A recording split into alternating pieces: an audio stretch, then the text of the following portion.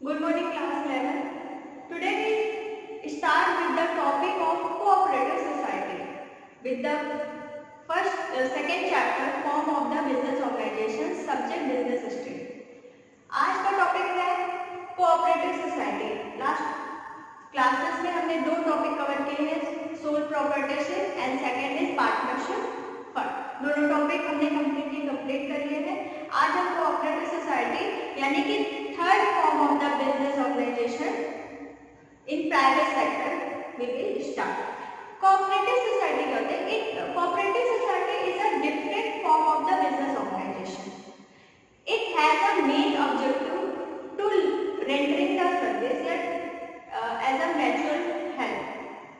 It not have a earning profit objective. जो cooperative society होता है उसका जो मेन ऑब्जेक्टिव होता है प्रॉफिट कमाना नहीं होता है। उसका मेन ऑब्जेक्टिव होता है म्यूचुअल हेल्प करना, मतलब कि दूसरों की हेल्प करना, दूसरों के लिए कुछ सर्विस प्रोवाइड करना, ये सब होता है उसका मेन ऑब्जेक्टिव। पर जो आपका प्रॉफिट कमाना है वो उसका सेकेंड ऑब्जेक्टिव होता है।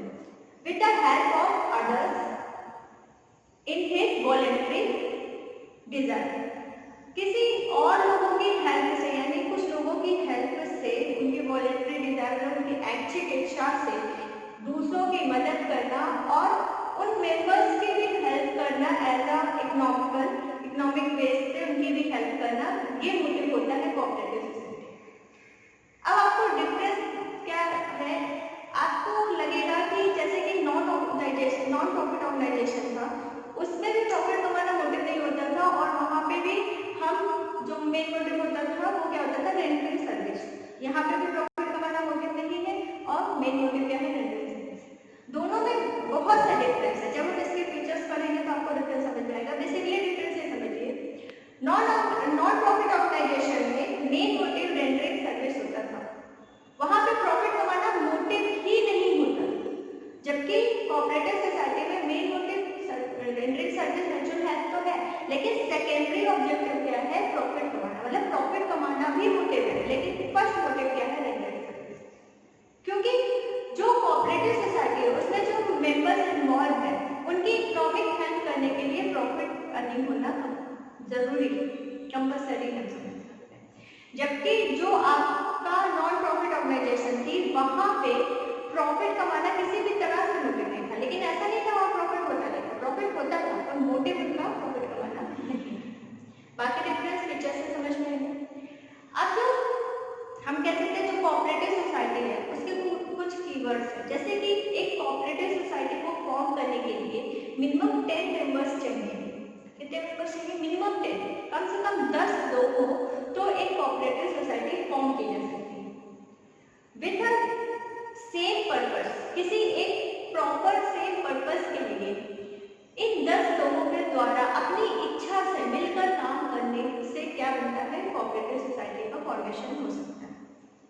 सेकेंड चीज, ये वॉलेंट्री एसोसिएशन है, मतलब कि इसमें ऐच्छिक है ये, मतलब कि किसी के ऊपर फोर्स नहीं किया गया है। कोई भी मेंबर अपने इच्छा से, कोई भी व्यक्ति पर्सन अपनी इच्छा से इस सोसाइटी का मेंबर बन सकता है। कोई फोर्स नहीं है, कोई वैसे लीगल फॉर्मेलिटीज नहीं है, जो भी थोड़ी बहुत लीगल फॉर्मेलिटीज है, क्योंकि इसका रजिस्ट्रेशन कंपल्सरी होता है। मतलब थर्ड पॉइंट इज इसका रजिस्ट्रेशन क्या होता है? कंपल्सरी होता है। जैसे कि पार्टनरशिप में रजिस्ट्रेशन कंपल्सरी नहीं था, लेकिन कोऑपरेटिव सोसाइटी में रजिस्ट्रेशन कंपल्सरी है कोऑपरेटिव सोसाइटी एक्ट के अंदर। ठीक है, तो कुछ कीवर्ड्स हैं जैसे कि main objective is mutual help. Main objective क्या होता है? म्यूचुअल हेल्प होता है। Minimum members to form are 10, जो मिनिमम मेंबर्स होने चाहिए कोऑपरेटिव सोसाइटी बनाने की कितनी रिक्वायरमेंट है? 10 मेंबर्स की रिक्वायरमेंट है, यानी 10 लोगों की जरूरत है तभी एक कोऑपरेटिव सोसाइटी डेवलप हो सकती है। वॉलेंट्री एसोसिएशन है, कोऑपरेटिव सोसाइटी वॉलेंट्री है क्योंकि मैंने आपको बताया कि ऐच्छिक है, ये इच्छा से अपनी सेल्फ इच्छा से क्या करना है इसमें एंट्री लेनी है। रजिस्ट्रेशन कंपल्सरी होता है, जैसे पार्टनरशिप में कंपल्सरी नहीं है, लेकिन कोऑपरेटिव सोसाइटी में रजिस्ट्रेशन कंपल्सरी है। Capital contributed by the members only. अब जो कैपिटल इंट्रोड्यूस की जाती है, इन्वेस्ट की जाती है कोऑपरेटिव सोसाइटी में, वो सिर्फ कोऑपरेटिव सोसाइटी के मेंबर्स के थ्रू ही कंट्रीब्यूट की जाएगी। मतलब बाहर से कोई व्यक्ति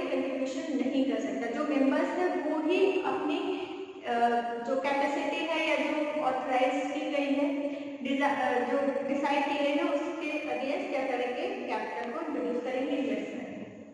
rights to raise loan from the bank, bank से लोन लेने का भी राइट्स होता है। ठीक है, आइए डेफिनेशन देते हैं कोऑपरेटिव सोसाइटी की। Cooperative society organisation, cooperative organisation is a society which has its objective for the promotion of economic interest of its member in accordance with cooperative principle। cooperative principle क्या होता है, मिलजुल के काम करना। cooperative principle मतलब कि कॉपरेट करके कोई वर्क करना जो होता है वो cooperative principle है। इसके बेस पर वॉलंटरी एसोसिएशन को कुछ मेंबर्स के थ्रू फॉर्म करना कहलाता है कोऑपरेटिव सोसाइटी। ठीक है, हम कह सकते हैं cooperative society depend on the principle of the each for all and all for each. मतलब हर व्यक्ति, ईच फॉर ऑल, हर व्यक्ति सबके लिए है। हर एक प्रत्येक व्यक्ति, अगर 10 लोग हैं तो 10 व्यक्ति अलग अलग सेपरेटली सबके लिए वर्क करते हैं। और ऑल फॉर ईच, और सारे व्यक्ति सबके, हर एक प्रत्येक व्यक्ति के लिए करते हैं। मतलब कि मान लीजिए 10 मेंबर्स हैं, 1 2 3 4 लाइक दिस। तो अगर ये कोई वर्क कर रहा है तो ये ईच है ना, ईच व्यक्ति अलग अलग सेपरेटली क्या होगा, ईच होगा। तो ये सब एक कोई काम कर रहा है तो इन सबके लिए काम कर रहा है। और अगर इन सबके द्वारा कोई काम किया जा रहा है तो वो भी ईच यानी एक व्यक्ति के लिए काम कर रहा है। इन शॉर्ट हम समझते हैं दोनों एक दूसरे के लिए काम कर रहे हैं, यानी हर व्यक्ति एक दूसरे के लिए काम कर रहा है। इसलिए क्या कह सकते हैं, each for all and all for each. ये प्रिंसिपल क्या कहलाता है, ये प्रिंसिपल कहलाता है आपका कोऑपरेटिव प्रिंसिपल, राइट। अब ये जो कोऑपरेटिव सोसाइटी की डेफिनेशन दी गई है, ये डेफिनेशन दी गई है द कोऑपरेटिव सोसाइटी एक्ट 1920। जैसे कि पार्टनरशिप एक्ट था, कौन सा एक्ट था, 1932, रिमेंबर। उसी तरह कोऑपरेटिव सोसाइटी एक्ट कौन सा है, 1920। अब ये जो सन आता है कहाँ से आता है, जब एक्ट पास होता है तो जिस ईयर में पास होता है कंप्लीट हो जाता है तो उस ईयर को उस एक्ट के नाम के आगे ईयर लिख देते हैं। तो इसीलिए एक ईयर डिफाइन किया जाता है कि इस ईयर में ये एक्ट फॉर्म हुआ था। फिर अब हम फीचर्स की बात करते हैं। कोऑपरेटिव सोसाइटी का फीचर होता है, first feature is voluntary association. मैंने आपको बताया कि कोऑपरेटिव सोसाइटी का पहला फीचर क्या होता है, वॉलंटरी एसोसिएशन। वॉलंटरी एसोसिएशन का मतलब क्या है, वॉलंटरी एसोसिएशन का मतलब होता है ऐच्छिक, अपनी इच्छा से कभी भी आ सकता है कोई भी व्यक्ति और कभी भी रिटायरमेंट ले सकता है या छोड़ सकता है, लीव कर सकता है इस कोऑपरेटिव सोसाइटी को। मतलब कि मान लीजिए कि यहाँ पे हम एक कोऑपरेटिव सोसाइटी ले लेते हैं, ये एक कोऑपरेटिव सोसाइटी है, ठीक है। अब इस कोऑपरेटिव सोसाइटी में कितने मेंबर्स होने चाहिए, मिनिमम आपके 10 मेंबर्स होने चाहिए, राइट। अब इस 10 मेंबर्स, मिनिमम की बात करें, मैक्सिमम की बात करें, 10 मेंबर्स होंगे तभी कोऑपरेटिव सोसाइटी फॉर्म हो पाएगी। क्योंकि फॉर्म होने के लिए रजिस्ट्रेशन कंपलसरी है, जब रजिस्ट्रेशन कराएंगे तो 10 मेंबर्स होना कंपलसरी है, ठीक है। अब इसके अलावा कोई भी व्यक्ति इसमें अपनी इच्छा से आ सकता है। 10 के अलावा कोई व्यक्ति इसका मेंबर बनना चाहता है कोऑपरेटिव सोसाइटी का, तो अपनी इच्छा से आ भी सकता है और अपनी इच्छा से जा भी सकता है। वॉलंटरी है क्योंकि, है ना, ऐच्छिक है, तो कोई वैसे क्या कह सकते हैं कि जबरदस्ती नहीं है कि नहीं आप मेंबर्स ही बने रहिए, ऐसा कुछ नहीं है। बस एक रूल है कि आपको प्रॉपर नोटिस देनी पड़ेगी। क्या देना पड़ेगा, प्रॉपर नोटिस देके कोई भी जो मेंबर है कोऑपरेटिव सोसाइटी का वो सोसाइटी को लीव कर सकता है। नोटिस इसलिए क्योंकि नोटिस इसलिए रिटेन, क्योंकि रजिस्ट्रेशन कंपलसरी है। हर अगर कोई चीज रजिस्टर्ड हुई है, यानी कि अगर रिटेन फॉर्म में कोई काम हुआ है तो उसमें कुछ चेंजेस होने की किसी भी तरह के, तो वो भी रिटर्न फॉर्म में होना चाहिए, ठीक है। तो नोटिस, प्रॉपर नोटिस देनी पड़ती है लीव करने के लिए कोऑपरेटिव सोसाइटी को। पहली बात, वॉलंटरी एसोसिएशन का क्या मतलब है, वॉलंटरी एसोसिएशन मतलब है कि एंट्री और एग्जिट फ्री होती है, अपने अकॉर्डिंग आ भी सकते हैं, अपने अकॉर्डिंग जा भी सकते हैं, क्लियर। उसके अलावा सेकंड फीचर है आपका लीगल स्टेटस। सेकंड फीचर क्या है, लीगल स्टेटस। लीगल स्टेटस में कॉन्सेप्ट ये है कि cooperative society registration is not compulsory, sorry is compulsory. जो कोऑपरेटिव सोसाइटी का रजिस्ट्रेशन है वो क्या है, कंपलसरी कंपलसरी है, cooperative society registration is compulsory.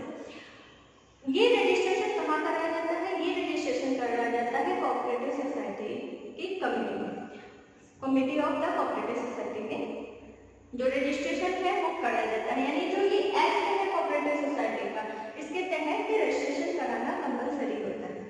अब जैसे ही रजिस्ट्रेशन हो जाता है तो जो कोऑपरेटिव सोसाइटी है वो एग्जिस्टेंस में आ जाती है। जब एग्जिस्टेंस में आ जाती है तो इसकी एक लीगल एंटिटी बन जाती है from its member. Cooperative society की लीगल एंटिटी बन जाती है किससे? From its member. इसके जो मेंबर्स हैं उससे लीगल उसकी एंटिटी बन जाती है। लीगल एंटिटी बनने का क्या मतलब है? लीगल एंटिटी बनने का मतलब ये है कि अगर कोऑपरेटिव सोसाइटी किसी कॉन्ट्रैक्ट में साइन करती है तो वो अपने पर्सनल नेम से करेगी, बट अपने मेंबर्स के नेम से नहीं करेगी, अपने नेम से करेगी। कोई लोन लेती है तो अपने नेम से करेगी, ठीक है। कुछ भी वर्क करती है तो वो प्रॉपर्ली अपने नेम से करेगी।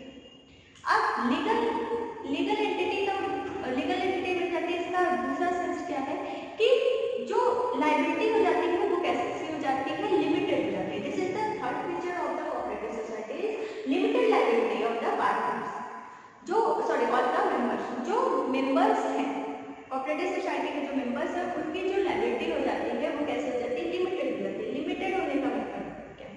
लिमिटेड होने का मतलब ये है कि अगर कोई पार्टनर, अगर कोऑपरेटिव सोसाइटी के ऊपर कोई डेब्ट है तो उसको क्लियर करने के लिए पार्टनर्स की पर्सनल एसेट्स को कंसिडर नहीं किया जाता, उसे काउंट नहीं किया जाता, ठीक है। लीगल अथॉरिटी का मतलब है कि पार्टनर जो मेंबर्स हैं, मेंबर्स ऑफ कोऑपरेटिव सोसाइटी, दोनों की एग्जिस्टेंस अलग है। कोऑपरेटिव सोसाइटी जो भी वर्क कर रही है अपने बिहाफ पे कर रही है, उसके लिए वो पूरी तरह से लायबल है। पार्टनर्स की कोई लायबिलिटी नहीं है, ठीक है। इसका और मतलब क्या है? इसका और मतलब क्या है कि जो मेंबर्स हैं, मेरे मुंह से बार-बार पार्टनर्स निकल रहा है, मेंबर्स जो है वो मेंबर्स जो कोऑपरेटिव सोसाइटी में वॉलेंट्री बेस पे इन्वॉल्व है, उनकी लीगल एंटिटी होती है कोऑपरेटिव सोसाइटी में। तो किसी भी मेंबर्स के अनकैपेबल हो जाने पर या उनके हम कह सकते हैं कि रिटायरमेंट लेने पर, लीव कर देने पे, छोड़ के जाने पे, डेथ हो जाने पे, इंसॉल्वेंट हो जाने पर, इन सब का कोऑपरेटिव सोसाइटी में किसी भी तरह से कोई इफेक्ट नहीं पड़ता है। कोऑपरेटिव सोसाइटी की वैसे ही एग्जिस्टेंस बनी रहती है। Clear? Next feature is control. अगर कंट्रोल में हम डिस्कस करें कि कंट्रोल कौन करता है कोऑपरेटिव सोसाइटी को, तो जो मेंबर्स बने हैं, मतलब जो कोऑपरेटिव सोसाइटी के मेंबर्स हैं, उन मेंबर्स के द्वारा एक कमिटी को वोट किया जाता है। मतलब मेंबर्स की वोटिंग के थ्रू एक कमिटी बनाई जाती है, कोऑपरेटिव सोसाइटी कमिटी। उस कमिटी के थ्रू कोऑपरेटिव सोसाइटी मैनेज की जाती है। मतलब कि members of the cooperative society elected some persons which are formed as a committee and this committee is govern the cooperative society, ठीक है। जो cooperative society है उसको कंट्रोल करते हैं, मैनेज करते हैं। and cooperative society govern with the cooperative society act 1992, clear? next is service motive। next feature is service motive। जो cooperative society होता है उसका मोटिव क्या होता है? सर्विस मोटिव होता है। मैंने आपको बताया main objective is mutual help करना इसका मेन मोटिव है। It's not form for the earning profit. ये प्रॉफिट कमाने के उद्देश्य से नहीं किया जाता है। Profit earning is a secondary motive of the cooperative society. The first motive is mutual help या rendering the service. And last feature of the cooperative society is equal voting right. Equal voting right का मतलब है कि one person one vote. Cooperative society depend on the principle of democracy वाले principal पे cooperative society work करती है, यानी कि वन पर्सन वन राइट, एक पर्सन के पास एक ही राइट। फॉर एग्जांपल, जो कोऑपरेटिव सोसाइटी है उसमें जो कैपिटल कंट्रीब्यूट होती है वो शेयर के फॉर्म में कंट्रीब्यूट होती है। तो अगर किसी मेंबर के पास 1000 फॉर्म है और किसी मेंबर के पास 500 फॉर्म है, तो इसका मतलब ये नहीं है कि 500 फॉर्म वाला 500 वोट दे सकता है, 1000 शेयर वाला 1000 वोट दे सकता है। नहीं, दोनों की वोटिंग के फॉर्म में जो